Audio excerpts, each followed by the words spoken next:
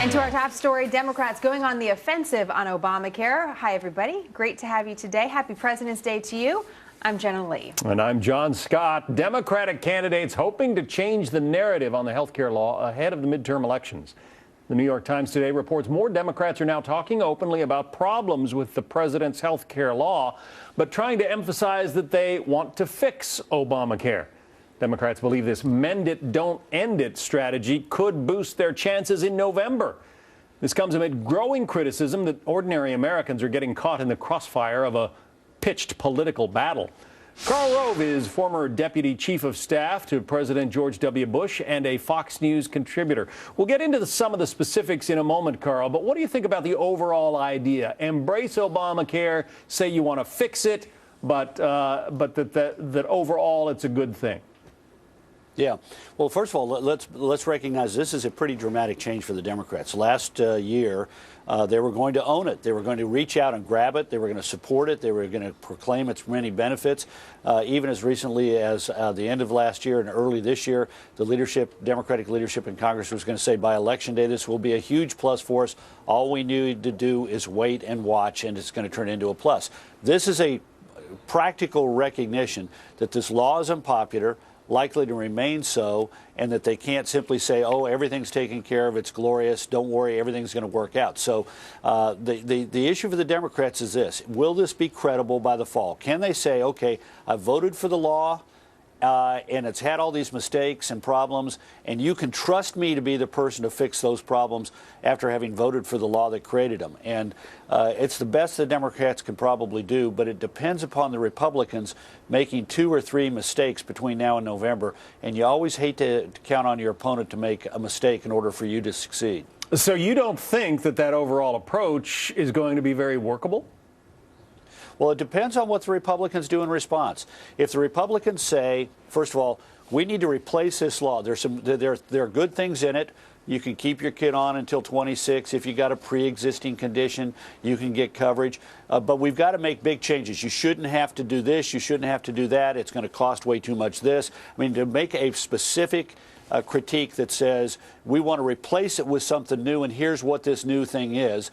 They also have to emphasize the broken promises. This needs to be, they need to nail each one of these Democrats, starting with President Obama, for having said something that turned out to not to be true. For example, if you like your plan, you can keep it. Most important of all, they need to put it in a broader frame. This needs to be not simply a question of Obamacare. It needs to be a question of these Democrats like Kay Hagan of North Carolina, or Mary Landrieu of Louisiana, or Mark Pryor of Arkansas, Mark Begich of Alaska, having been reliable votes for Obama on all these big things like the stimulus. We're now at the 5th anniversary today of the stimulus. We were supposed to have 5% unemployment, and the economy was supposed to be going and blowing today if we spent that $1 trillion.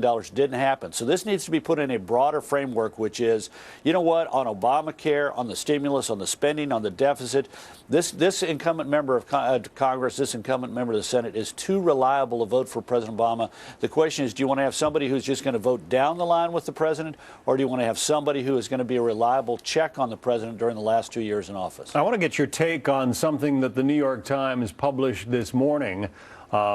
Here's a line from their article titled, "On Health Act, Democrats Run in Fix-It Mode." It reads, as Democrats approach the 2014 midterm elections, they are grappling with an awkward reality. Their president's health care law, passed almost entirely by Democrats, remains a political liability in many states, threatening their ability to hold on to seats in the Senate and the House. Interesting, the phrasing there, passed almost entirely by Democrats, because they didn't get a single Republican vote. Yeah. Here's how many Republicans they got: 0. So they're adding in the independents, I guess. Yeah. Look, this is a sign of the New York Times. I mean, that is so pathetic in its attempt to suggest that this was a bipartisan measure. It ain't funny. I mean, this was a down-the-line Democrat vote. This was a bill that, as Nancy Pelosi famously said, we have to pass it in order to know what's in it. Nobody read this bill. We don't even know who made up some of these provisions in the bill. There was no discussion portion of this at the subcommittee level and the committee level and worked over by Republicans and Democrats in a committee and examined in detail. This is a bill that was cobbled together in some back room, shoved in front of the American people. Democrats voted it through before they lost their majority in the Senate. They tried to do it, but they ended up having to pass it with 51 votes in the Senate using a parliamentary maneuver. This was not a bipartisan measure.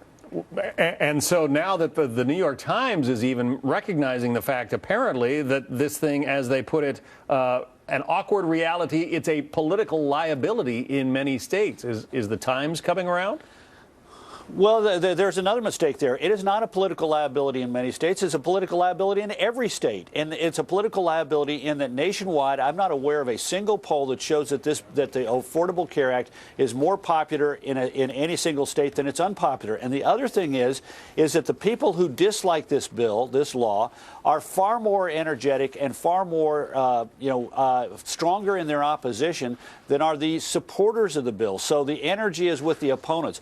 People might say, oh, yeah, I like this bill, but the people who say I don't like it say it with a lot of vehemence and anger, and that drives the turnout in the midterms elections. As you know, we have all of these registered voters, about better than 2 out of every 3 turn out in a presidential election year, about 4 out of every 10 turn out in a midterm election like this one. So the opposition to Obamacare in 2014 is going to have a much larger significance on the vote, as it did in 2010. Opposition to the stimulus and to the Affordable Care Act had a bigger impact in 2010 on opposition side than on the support side. And that opposition is palpable right now. Karl Rove from Austin. Good to talk to you, Karl. Thanks.